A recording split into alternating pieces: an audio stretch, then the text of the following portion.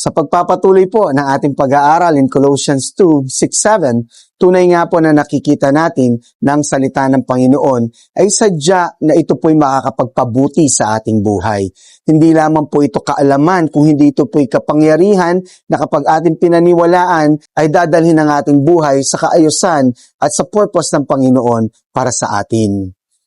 Kaya po as we grow deeper in the knowledge of our Lord Jesus Christ, as Christian, hindi po natin kailangan puwersahin to glow. Kusa pong lalabas, magre-reflect ang buhay na nais ng Panginoon para sa atin, ang buhay na nagdideklara ng kanya pong kabutihan ay lagi nasa atin. At kapag nakikita natin ang kanyang kabutihan, ano pong mangyayari sa atin? We will overflow with thankfulness. At yung pananampalataya na atin po natutunan ay patuloy natin panghawakan at sa araw-araw mapupuno tayo ng pasasalamat. Kaya nakita niyo po ang ganda ng verse na yon, napupuno ka ng pasasalamat. At kapag puno ka ng pasasalamat, ikaw ay laging masaya.